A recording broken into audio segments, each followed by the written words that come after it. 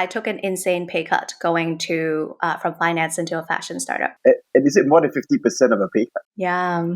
I can't imagine what your mom and dad must have thought about it. Dude, they were about to disown me.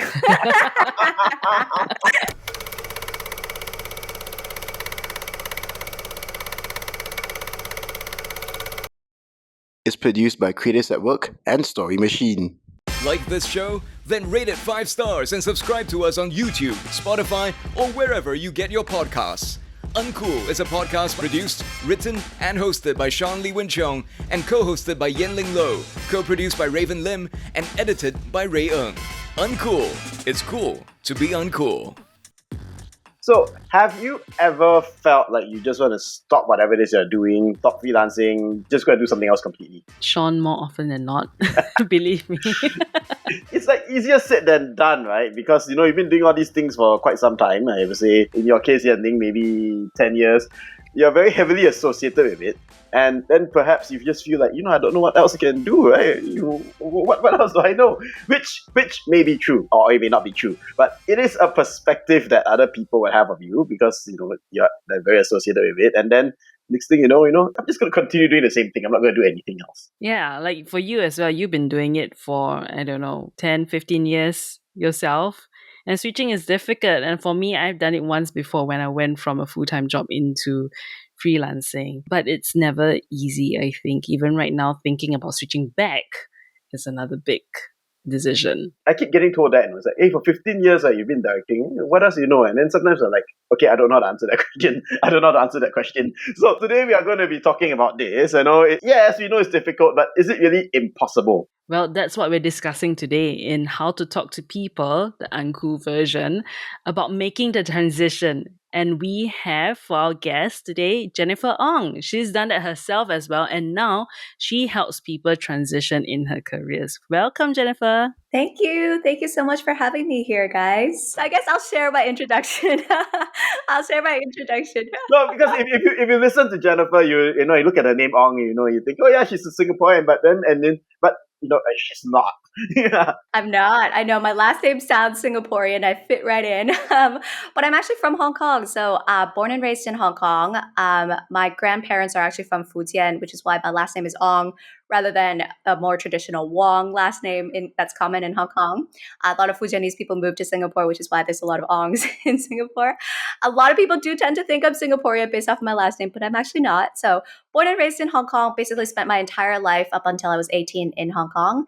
And then I went to the US for university. I worked in the US for a couple of years before moving back to Hong Kong, where I spent a couple of years in Hong Kong before I then moved to, when I was in the US, when I was working in the US and when I was working in Hong Kong, I was in finance, working at BlackRock. And I did that for 7 years and then decided to move into a fashion startup here in Singapore, which is why I decided to move to Singapore in 2019 to join Style Theory. And then recently moved from Style Theory into setting up my own career coaching business. And yeah, I've been in Singapore ever since. Wow. So those sounded like very, very big changes. Very dramatic. Yes, that's right.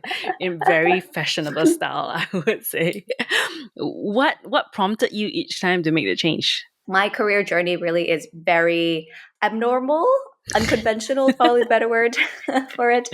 But really for me, I moved from finance into fashion because, I was never truly passionate about finance. I actually went into finance because I thought that was the right thing to do. I had a lot of preconceived notions around what success looks like and what a career should look like. And so growing up, I was just taught that I should get good grades, go to a good university, get a good job afterwards that really pays the bills, and you keep what you love to do on the side. And so actually growing up, I really liked art. I really loved drawing. And I'm so jealous about you guys who are able to build a career in this space because I never did. And I still love it. But for me, my parents were always like, you must pick something practical. How are you going to make money by going into the creative space? And so I really put a lot of my interest aside and focused very much on doing, the more practical major, like studying economics and going into a very practical route, like doing finance, instead of really pursuing something that was maybe a slightly more creative and something that I was more interested in. And so that's what led me into finance. And as you can tell, it's probably not the right industry for me because I That didn't last. wasn't even that interested in the major to begin with and wasn't even that interested in the industry to begin with. But I think it was just something it was very deeply instilled in me that I needed to do. And that's what like success looks like as a career. So that's how I got into it. And so I stayed there for 7 years, which is insane looking back because I knew 6 months into my job that wasn't the right job for me. But it Wow. really took me 7 years to really figure out what exactly it was that I wanted to do and to really get clear on unpacking what it is that I actually wanted to do for myself, right? Because I think I spent my whole life delaying gratification. Like, you just get good grades, put aside what you want to do in exchange for, doing the right thing or getting the right job. And so I spent the first 20 years of my life delaying gratification to the point where I actually forgot what it was that I was really interested in. And so it took me a long time to unpack a lot of that for myself and to really figure out, okay, what exactly am I interested in? And that's actually how I found out or landed on fashion. So fashion was something I was always passionate about. Like I loved reading fashion magazines growing up. Like I've always loved putting clothes together. People have always asked me for advice on like how to, what to mix and match or whatever it might be. But I just never thought that I could build a career in fashion because I had a lot of, stereotypes about what it was like to work in fashion. In my mind, there was only two jobs. You either become a fashion designer, and I am not good at, I have no background and not very good at that. Or you go work at a fashion magazine, which I didn't really necessarily like that sort of culture. And so for me, then I very quickly ruled out fashion earlier on in my career. But I think through a lot of soul searching and a lot of understanding the opportunities and the roles in the market, I found the perfect mix for myself, which was working at a fashion startup. So I got the exposure to startups that I was really looking for, and also working in a business role where I got to really bring my business skill set to the table. So that's how I got into from finance into fashion. Was there ever an incident or a moment whereby after you made that transition from BlackRock to Style Theory and you thought, okay, I'm never going to live this down. This is just completely embarrassing. So what happened? Yeah. And I think also when it comes to setting your own company, that's really scary, right? Because like failure rates are really high when it comes to setting up your own company. And I know that I could have had the traditional sense of success if I had just stuck it out, right? So the opportunity cost for me was super, super high. And so I think that was the really, really scary part. And to put myself out there so openly when I'm building my own company, the failure that comes is also going to be just equally as visible. I think that was really the scariest part. But what I always do with my fear is I use my fear to drive me further rather than use my fear to hold me back. And I think that that's been one of the most powerful drivers that I've been able to build for myself to motivate myself to continue on is I actually put myself in these really scary, uncomfortable positions so that creates the fear that then leads to the motivation that then hopefully leads to the results that can then take my career to the next level. I want to ask, Jennifer, now that you are in the career coaching business, right, and you coach people through their transitions, and a lot of them most likely face the same issues that you have faced, the same struggles that you had about wanting to get a good job or feeling like they needed to, and then going to pursue their passions most of the time.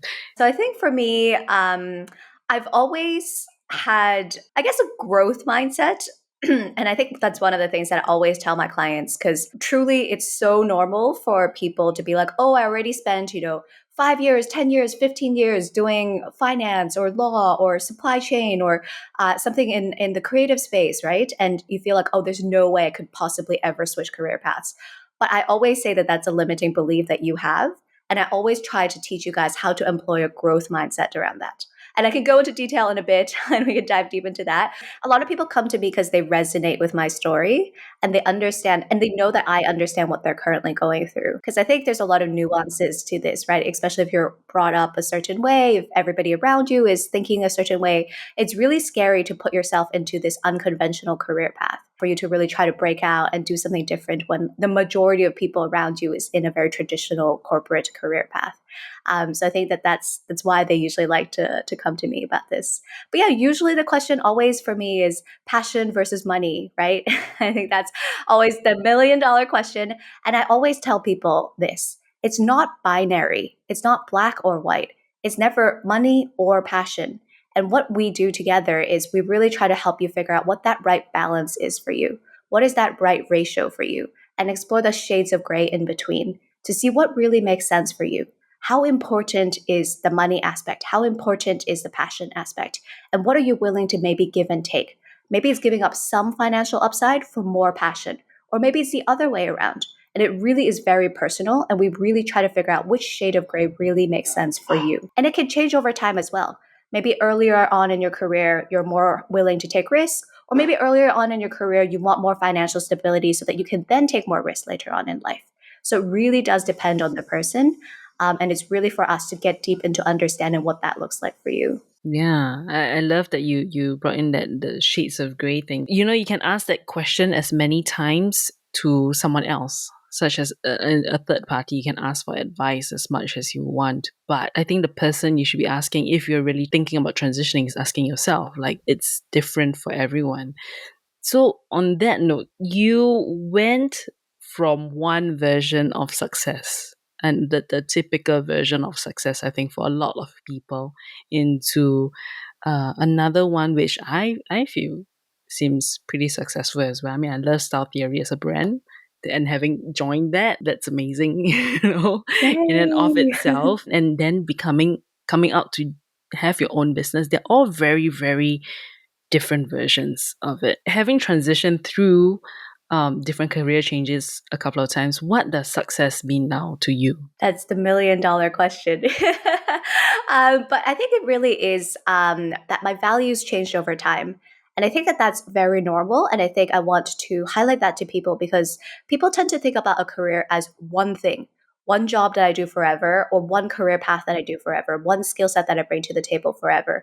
But we are constantly changing as human beings, and our world around us is also constantly changing as well. It's almost crazy to think that you have to stay the same when everything around you is always changing. And there's phases of life that you go through as well, right?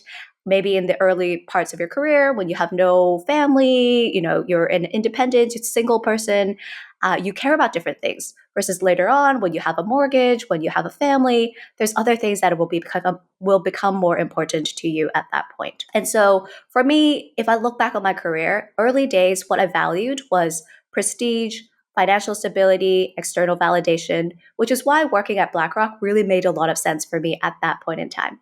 And I think intellectual stimulation and mentorship was also really important. So I wanted to be surrounded by really smart people, a lot of people who were able to be my mentors and teach me a lot about the corporate world.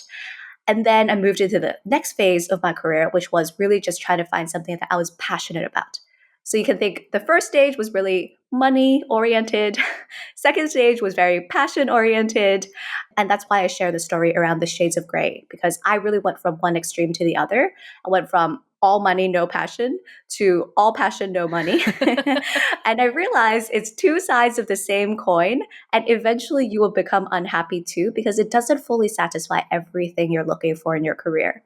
You really cannot at some point sustain a life purely from passion. And also you really cannot sustain a life purely from money. And so that's why I always tell my clients, because I've experienced this myself. I went through both extremes. And today with career coaching, I found that sweet spot for myself, where I found that shade of gray that really makes sense for me, where I'm doing something I'm really passionate about, and I'm working on a cause that I feel so strongly about to help people get that sort of career clarity and to help people not feel so lost in their careers. But I also get that financial upside that I am looking for in my life right now as well. I think at different stages of my career, I've valued different things and that's why I've gone into these different routes. From your experience having done all this career coaching, right, what do you find is the main thing that's making it so hard for people to want to do what you did and make transitions in their career? Usually it's money, the lack of financial stability. That's number one. And then number two is no prior experience. So everybody's really worried that, like, if I switch into a brand new job, no one will take a chance from me and I'll have to start all over again. And I'm already mid-career and I would have wasted all my time. And I don't want to give up the pay that comes with me having 10 years of experience or however many years it might be for you.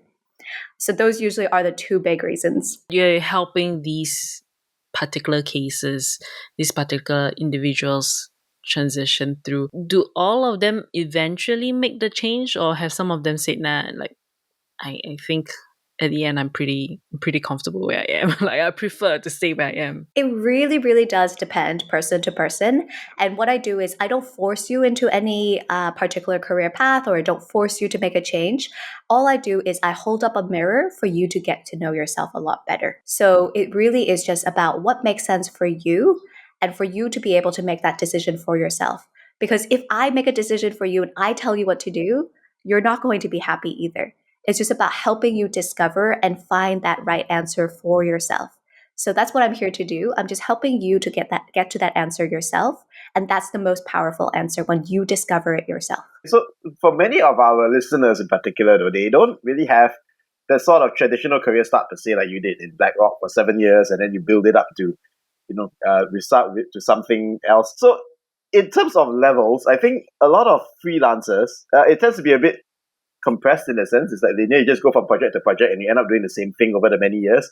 So is that a difference then for freelancers when they, if they want to start to position themselves to, let's say, do a career transition, because they don't have that ladder in a sense. It's been pretty much one track. More often than not. So I think what I always say is it's all about how you pitch and sell yourself. Especially as a freelancer, you're probably already really good at pitching your services. You just need to be able to change that narrative to start pitching yourself in different situations and different scenarios. Instead of, if you're, for example, let's say a graphic designer or UI UX designer, you might be really good at pitching your portfolio of work and just saying how you've got experience doing X, Y, and Z, and this is your portfolio and showcasing that. But I want you to now then change the way you pitch to, instead of just pitching of the work that you've done, I want you to pitch yourself and why you are unique and why someone should take a chance on you. Because so much, truly, truly, so much of being able to shift career paths is being able to sell yourself so someone takes a chance on you. Because most of the time people just look at your resume and they rely on your resume to sell yourself. But that's a very ineffective, I would say, way of selling yourself, because then it really just depends on your prior experience. And so that's why people get caught up in this loop of, oh, I have no prior experience, that's why I can't switch jobs. I always say it's because you haven't figured out how to sell yourself and you're leaning too hard on your resume to do all the selling on your behalf. And so 2 tips that I will share around selling yourself. Number 1 is always go in with a warm lead. So always go in with a connection and go in through someone's referral rather than you going in cold. And I'm sure as a freelancer, you know the importance of that as well in terms of landing clients. It's always a lot easier to land a client when it's a referral rather than a cold message that you're randomly blasting out on LinkedIn. So if you already know that for finding a client, finding a job is the same thing. Finding a new career path is the same thing. Apply the same skills you have today into that new industry for yourself. And number 2 is really get clear on what exactly your unique selling points are. Why should someone hire you? What do you bring to the table? Not just in terms of your technical abilities, which definitely you should highlight, but also dig a bit deeper into understanding your soft skills, your personality traits. Over time, have you acquired a lot of these skills like presentation skills, communication skills, project management skills? These are skills that are highly, highly transferable that I want you to highlight. And also, don't discount your personality. People like working with people. People aren't here to just get a robot to do the task for them, right? It's a human connection. Like a lot of freelance projects, people pick a freelancer because they enjoy working with you, because they have chemistry with you. Same thing with a job as well, right? You're going to be working with this person for 8 hours a day, 5 days a week. You want to find someone that you get along with. And that, I think, is so crucial and a thing that people tend to discount in the interview process. They really think, I need to showcase my skill. But actually, there's so many other elements that is actually what people are looking for when they are looking to hire people. I do find that people do undersell themselves or underestimate how much that is a factor in the hiring process or someone choosing to use your services. Because I think especially as the workforce grows, the workforce shifts as well. People have found the value of that. It is not just about skills, because you want skills, especially in such a connected world nowadays. You can literally get someone halfway across the world to you do the exact same job. But what makes you different? There's still a reason why someone would choose to have someone close to them, working with them or for them. Yeah. And I'll yeah, give you a really a relevant example that might help. Is you would probably choose to work with a freelancer based in the country that you're in, let's say Singapore or the US, rather than to pick a cheaper option, maybe in a third world country, oftentimes because they understand the cultural nuances. Right? As someone who is looking to hire a freelancer and also as someone who's pitching their freelance services, you might have come across that problem, or you might have come across this fact, right? Is that people tend to want to hire someone who already understands culturally how we work. Because actually, that's the hard part. You can hire someone with all the technical abilities, but if they don't really know how to work with you, how to communicate with you, then you end up spending a lot of time pulling your hair out because you're like, this was not what I asked, but you spent so much time doing this, and it's not what we need to have, right? And so that's why I always say there's actually a lot of soft element and personality traits and cultural nuances here that people tend to discount. It really is not just about the hard skills. One of the simple ones was just like I hired a podcast editor for me for because I also have my own podcast, and so I hired a podcast freelance editor a while back, based in Eastern Europe, and I think it was just the cultural difference, and I think communication is always hard when they're not there, or there's time difference issues, and it's just hard for you to then work a bit closely together. So then they end up doing all of that work, and then you come back and you're like, oh, that was not at all what I was expecting. But Yeah. anyway, Well, yeah. I have to say, for Yen Lyng and I, we went through a few ourselves before we arrived at a format. But hi, everyone who has ever edited for us. Hello. Yeah, but yes, yeah, but Yen Lyng and I, it took a while for us as well to get our nice system going as well. So it takes time.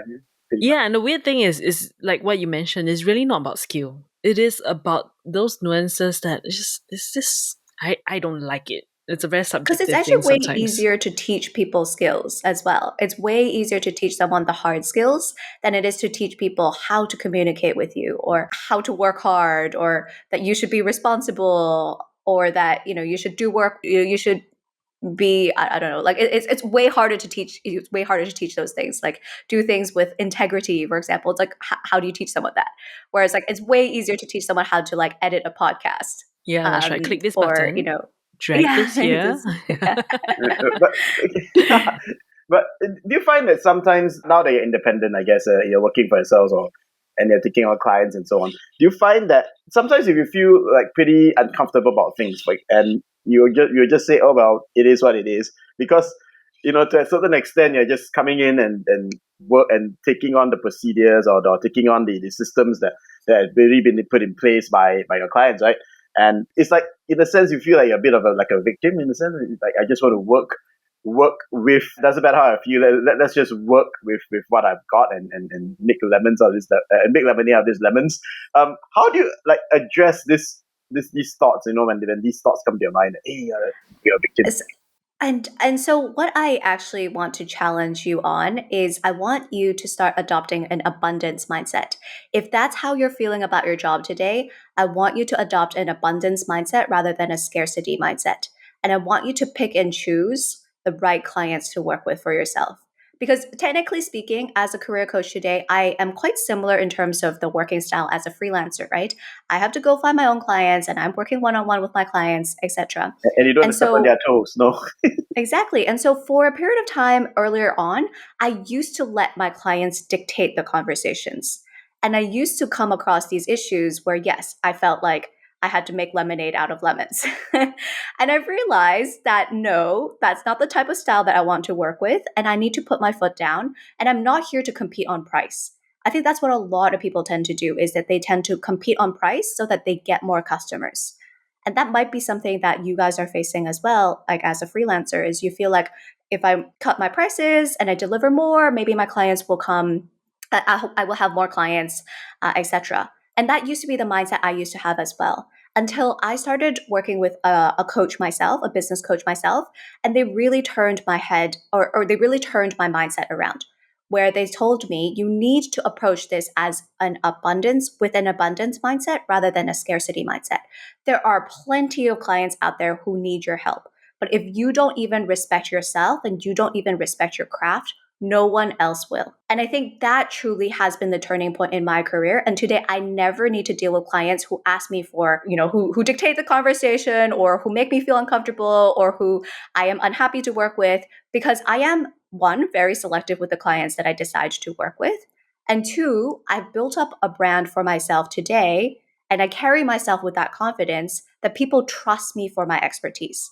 Because at the end of the day, people are hiring you as a freelancer because you know better than them how to do this job. If they already know how to do it, they probably don't need to hire you.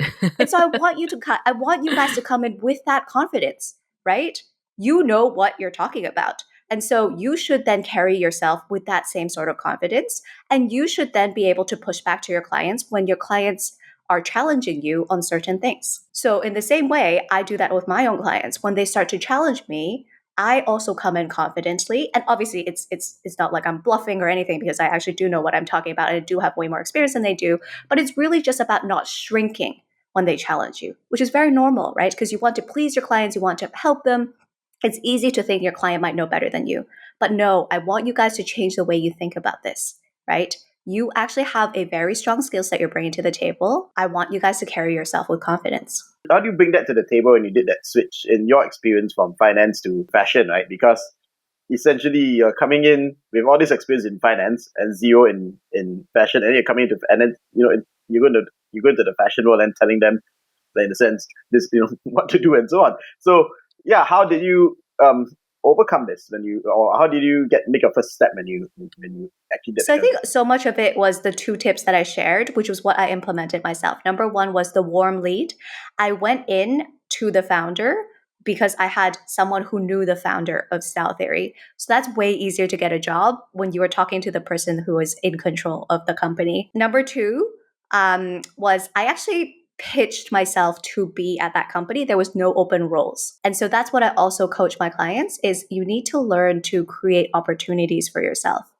And then number three was I really pitched hard on what I brought to the table. And while I don't have relevant skill set in fashion, for example, I showcased that I was really good at learning things very fast. And I actually bring a lot of other skill sets to the table that is incremental and can really help push their company forward. And I think really the last thing there was really showing my interest and passion in the industry. Because I think most people want to hire people who feel strongly about the cause, who feel strongly about building the company. And so that, I think, was really the final thing that helped me in terms of my transition. So I think as much as you would like to transition to a position that is equal or even higher to what you were doing in a previous industry, I think a lot of people face this challenge of most likely having to take a step down when they transition, right? Because you are in a whole new industry. You really 90% of the time might not know what the industry is about. You are learning. How do you approach that hurdle in people then?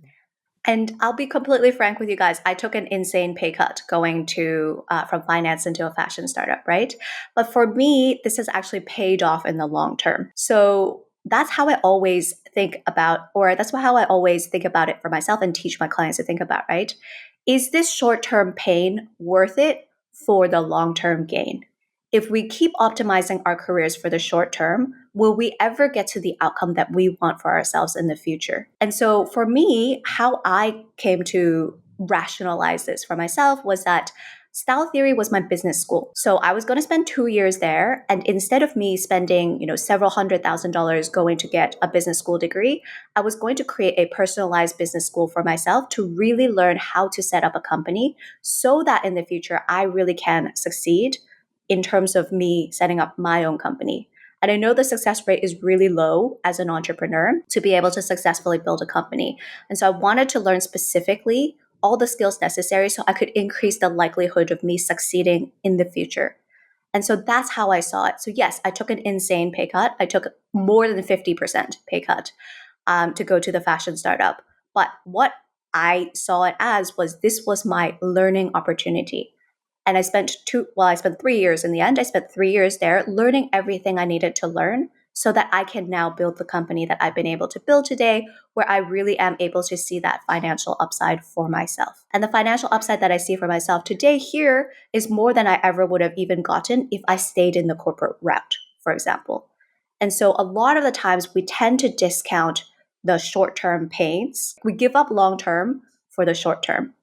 And so we spend our whole lives optimizing for what is good in the short term, and we don't think about our career in terms of what's going to actually happen or what would we actually want in the next 10 years, 20 years. Your career is very long. What's 1 or 2 years? Yeah, I think people forget that as well, how long it is actually. And is it more than 50% of a pay cut? Yeah. I can't imagine what your mom and dad must have thought about it. Dude, they were about to disown me. But I think the way that I thought about it was that I had saved up enough money. So I knew I was going to be comfortable for 2 years and I could still support myself and the lifestyle for the next 2 years. But that was a very difficult conversation I had to have with them. Was there any time in that whole journey where you felt like you might turn back, that it got too hard and you might turn back? I think moments here and there. I mean, running my own business, I think, has not been easy. And I think there's definitely been moments in running my own business where I'm like, damn, it would be pretty nice to like have a stable salary. I know. You know, and not to like go find clients every single month and work so damn hard every single month. And I think I used to get so anxious on the last day of the month because I was like, oh my God, next month, starting the 1st, I'm starting at 0. I don't know if I'm going to make money this month, right? In the early days, I really wasn't sure. And I remember those moments where I'm like, a stable paycheck would be pretty nice. At least I know next month I'm going to be making X amount of money. I don't know. Is it going to be $0 this month? Or maybe I'll make some money this month? I think those were definitely moments where that's been a bit challenging. Right. Sure, it happens like 10 times a year. Yeah, it happens a lot, honestly. I mean, it still does. I'm thinking about what you just said as well. You talked about how you can change ourselves, but is there a way that you can change other people's perspective of you as well? Because, for example, if I'm going into in your case, for example, you went from finance to fashion. One of our freelancers may be thinking of changing careers as well. But how do you persuade someone to actually take that chance on you? Because they look at you and think, oh, we've done 10 years, you've got 0 relevant experience. So why? So I think so much of it is really being able to articulate what you bring to the table and be able to translate that into that new job. Maybe give me an example. Give me a concrete example. I'll walk you through it. Let's just say, for example, Yen Lyng and I, as an example, we do media production. And if we came out there and said, okay, I want to go and get a career, I want to go no longer do media production. I want to go and be, I want to do finance. Yeah, in BlackRock. And the guys at BlackRock are going to think, what are you guys crazy? What do you guys know about finance after 10 years? So how do we persuade them? So I think for media production into finance usually is a certain role where there is some sort of technical abilities to it. So if you were really serious about going into finance and you want to go into like an investor role, then yes, maybe that would take a little bit more of a convincing. But I actually do think that you could potentially pivot into doing media for a financial firm, for example. So there's a lot of like marketing department or content department within a financial institution that you could definitely get your foot in the door. So I think that would probably be the easier way of getting yourself into finance, being able to really pivot and say, hey, I bring a lot of these video editing skill sets, or I'm able to really storyline something really well for you. And I can apply that into creating content for you, but just more financial based content rather than, retail content or whatever it might be that you guys are doing previously. Right? So that could be one tinier half step or an easier step for you to get into the industry. But if you were really serious about going into, let's say, an investor role, right? Like you're going from like content creation, media production into an investor role, then what I would suggest for you is really be able to showcase why you're so passionate about investing. How are you doing this on the side? A lot of people have side hustles, right? And so, for example, your side hustle could be, I'm just really interested in investing in the stock markets. And I've been doing it on the side for myself for the past 2 years now. And I really love it. And I actually have a lot of prior experience on the side where I am doing deep research into what companies I should be buying, trying to figure out and this is the portfolio returns that I've been able to generate for myself in the past 1 to 2 years, right? So I think a lot of this actually, when you do pivot into your new role, you're generally pivoting into something that you're really passionate about, which means you're probably already doing a lot of this on the side right now, and you actually do have the skill set to do it. It's just about recognizing it and then being able to translate that for yourself into that new job, right? Because I think if you were truly interested about going into finance, you're probably doing something finance related on the side right now, whether it's investing in stocks, investing in property, investing in bonds, whatever it might be. And so then it's just about showcasing and packaging that up for yourself to be able to successfully pivot into that industry. I love that you brought it up, Jennifer, because I think a lot of people, maybe like you, right, when you mentioned earlier, when you wanted to transition into the fashion industry, most likely, like you, I also had the same concept that there are only two jobs within the fashion industry. You're either the fashion designer or you are working somewhere in a magazine, which is like, I either don't like that or I don't have the skills for that. But industry is an industry because so many things revolve around that, and there's so many roles that are involved to support that whole industry. So it might be where you just want to enter the industry somehow or have that inside your portfolio, but how do you apply your skills to that appropriate role? Exactly. Yeah, that's right. Exactly. And so I think that that's exactly what happened to me, right? I came from very much of a business finance angle. And so that's why when I went into fashion, I didn't go into a fashion designer role. I went into a business role within fashion, and that was the perfect mix for me. And so I think it's really understanding what that perfect mix is of yourself. Because actually, sometimes with the pivot, it doesn't need to be completely doing something brand new, right? There was a reason why you actually were drawn to the role that you're in today. And there's probably some elements that you might want to bring into that next role. So let's try to figure out a job that really combines all of that together for you. Because if you give up everything that from your existing role today, you're giving up all the stuff that you hate, which is great, but you might also be giving up a lot of the stuff that you do like about your job today. And so then that's not really going to make you that happy. We want to be able to see how we can bring all the elements of what you're looking for into a job. We've been talking a lot about the money side of things, as I think that's one of the biggest hurdles when you're thinking about transitioning. But one thing which I think not a lot of people touch on, but it is a very sore topic, is the pride of it. Where if you had risen to a certain role, you're used to having a certain level of comfort, people looking up to you, whether it be inside your company or even outside looking in, say, oh wow, you work at BlackRock, that's pretty impressive, right? And then now suddenly you might be jumping into something where you absolutely no one has heard of it. You don't know what you're doing. You might not know what you're doing. You took a pay cut on top of that. There's a lot of pride that gets injured along the way in that transition. How do you help your clients deal with that? Or how did you deal with man. that? Yeah. That was the hardest thing I ever had to do in my life. Because I think I'm so used to being seen a certain way. And I realized that so much of my self identity was tied to my title, tied to the company I used to work at. And when I left all that behind, people started seeing me in such a different way. And that's the thing, right?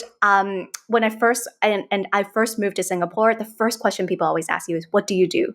Right? When someone meets you today as a new person, they always ask you, what do you do? And I used to say, I was working at BlackRock as a VP. I guess the reaction usually was like very positive from that interaction. Whereas then I changed my story now to, I work at Style Theory. And they'd be like, what is that? A lot of people, right? And I'd be like, fashion startup. And then they would immediately, you could see their eyes change or like their expression change. Oh no. Okay, yeah. And I used to be greeted with like respect or like, okay, you're legit, to now, oh, what? Like, are you even serious? Or like whatever, right? And actually that was really, really hard for me. Like, I'm not gonna lie, that took me a really long time to overcome, because back then I also didn't have that sort of confidence in myself. And I also was questioning myself a lot. And so to see that in someone else's eyes when you introduce yourself really didn't help my own insecurities. And so I can that imagine really that. Yeah. was damn hard to get through. But I think what really helped me through that was being able to feel good about who I am. And I think once you have enough self-confidence, external validations matters a lot less. And I know it's easier said than done because trust me, the journey getting there was really freaking hard.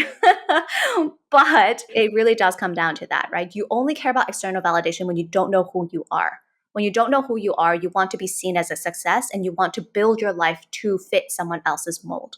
But when you're really sure about what it is that you want and you truly feel happy with your decision, it really doesn't matter so much what other people think about you. We've been talking a lot about transitioning and so on, pivoting jobs and all that. But what about situations whereby you really feel lukewarm? Like, I don't want to do anything. I don't want to leave this state because I'm everything I'm doing right now, year in and year out. I'm doing my muscle memory. It's comfortable. Why do I want to break out of this state? What would you say to someone who is feeling like, yes, lukewarm's good for me, and I don't want to do any. I don't want to rock this boat. I'm going to be brutal and say this. Lukewarm is the worst place to be in. And I know because I used to be in that lukewarm phase. It's so easy to be comfortable in a finance job, right? You get the respect, the external validation, the money, and my work-life balance was pretty good. My colleagues were really amazing. And honestly, there really is nothing truly wrong with that job. And so lukewarm really is the worst place to be in. And that's why it was so easy for me to stay for 7 years, because it was lukewarm. And so the analogy I always make is, imagine if you had a lukewarm pot of water and a frog was just sitting in that lukewarm pot of water. They would probably never take action, right? It's nice, comfortable, why not? I'm just going to chill in this pot. But if the pot was burning hot and was boiling water, you would immediately jump out, right? And so that lukewarm water, what's happening in that lukewarm water is that you're sitting in there, you're chilling, and every day it increases by, half a degree. So you don't really feel the difference. You're like, oh, it's kind of nice, comfortable, whatever. But one day you just get burnt and you die in that lukewarm pot of water because it hits 100 degrees and then you die, it becomes burning water. Versus if you were in a water that was already boiling, immediately you would jump out. And so I actually do think lukewarm water is the worst place to be in because you get comfortable, complacent, and you don't actually make a change for yourself. And so I really get you guys to really think seriously. If you are in that lukewarm state, is this really what you are going to be comfortable with in the long run? Short term, it's good. Short term, it's comfortable. Yes, there's nothing wrong with it. But is this truly the direction you want your life to go on? Because a lot of the times we think that, oh, if we don't make a decision, a lot of the times we think that change is a decision we need to make. But actually, not making a change is also a decision you're making today. And we tend to discount that for ourselves. We tend not to think that, oh, if we're not changing, we're also deciding actually actively to not change. And is that a decision we are comfortable with? And for some people, it might be, right? So there's certain things you prioritize, like maybe I just want to spend time with my family and this is just an income stream and I don't really care. And that's totally fine. But just know that this is a decision you've made for yourself and be comfortable with that decision you've made for yourself. It tends to happen a lot of freelancers because they're like, oh, I'm not very interested to do anything else. I've already been doing this for so long, right? I mean, I think Yen Lyng and I probably met many freelancers like that. And next thing you know, it's like, oh, more time has passed by and they're still doing the same thing. Yeah. And that's okay too. There's really nothing wrong with that as long as you are okay with it, right? As long as that's what you want from your life and that is the sort of things that you're valuing and optimizing for in your career, is maybe just stability, having the free time, having an income stream, having the time to do other things with, maybe your family instead. And that's totally fine. But just make sure that you are actually actively deciding to take this path rather than letting life happen to you. Having spoken to so many people over the years, and people come to me with that question as well, what's right? I think there are a couple of things that I have learned as well from a person looking outside in, is that, first of all, everyone has a different measure of success. And that's why, Jennifer, I was asking that to you as well, because I think we tend to peg our success to what other people think success is. And that can be very injuring to someone. Especially if you don't agree with that, deep down, like, I don't really like what that version of success is. But because you see so many people going after it, you think that's what you should be going after. I go after that as well. So one thing is, a lot of people have different measures of success. And some people, maybe their measure of success is just being happy, content in their lukewarm water. And that's also fine. And not to give unwanted opinion when it's not asked for. Sometimes. No, I completely agree. And I think that that's exactly what it is, right? It's really defining what your version of success is and not letting someone else dictate what success may look like. So even as you guys are listening to this podcast, take what I say with a grain of salt and see what makes sense for you. Take the pieces that make sense for you and discard the pieces that don't make sense for you, right? It's really about defining what success looks like for you and living life on your own terms. Because I think for me, I spent so much of my life, or at least the first part of my career, really trying to live a life based off of other people's definition of success. And that didn't lead me to the happiness that I thought I was going to, or that I was seeking for.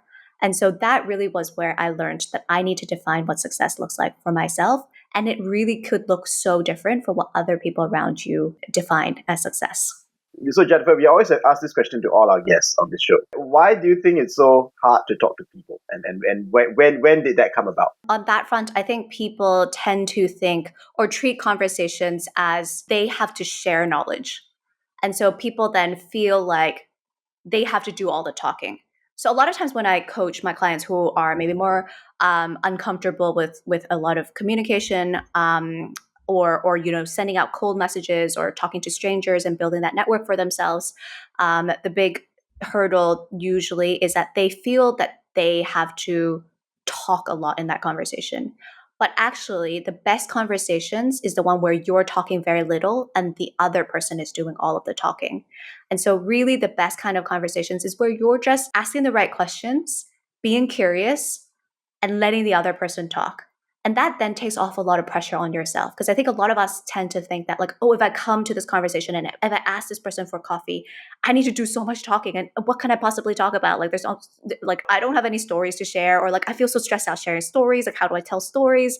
And that's really not the case. Truly, the best conversations is just where you're asking questions, you're doing very little talking, and the other person's doing all of the talking. And so I actually think that might help if you're feeling a bit nervous around having conversations with people or making small talk with people. That I think actually could help you guys overcome that fear, because actually people love talking about themselves. And so really the best conversations is where you're just asking a few questions and letting the other person do all of that talking.